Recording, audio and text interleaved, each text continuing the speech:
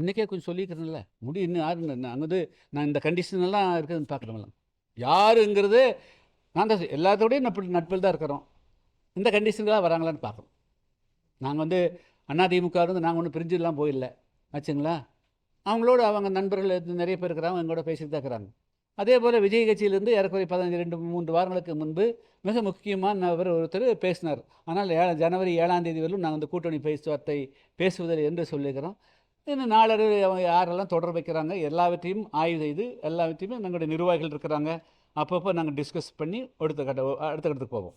ஆனால் கூட்டணி தான் நிச்சயமாக கூட்டணி தான். நாங்கள் பங்கேற்கக்கூடிய கூட்டணி தான் தமிழ்நாட்டில் வெல்லப்போகுது. நாங்கள் ஒரு மிகப்பெரிய ஒரு திருப்பு முனையை உருவாக்குவோம்.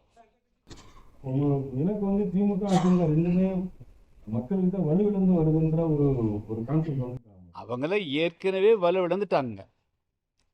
ஏற்கனவே திமுக வலுவிழந்து இருக்குது, அதிமுக வலுவிழந்து தான் கிடக்குதுங்க. அவங்க சும்மா அந்த ஒட்டில் சப்போர்ட்டில் நிற்கிறாங்க, அவ்வளோதான் பண்ண முடியும் ஆச்சுங்களா. ஓட்டுக்கு காசு கொடுக்காம யாராவது ஜெயிக்க சொல்லுங்க பார்க்கலாம். அவங்க எல்லாம் கூட்டணி வச்சு தான் பண்ணுறாங்க. தனிப்பட்ட முறையில் அவங்கள்ட்ட தனிப்பட்ட முறையில் ஒரு கட்சி எப்படி செல்வாக்காக இருக்க முடியும்? தமிழ்நாட்டில் எல்லா கட்சியும் சேர்ந்தா தான் அந்த அணி பலமாக இருக்க முடியும். அதனால தானே கூட்டணி பலம் சொல்கிறேன்.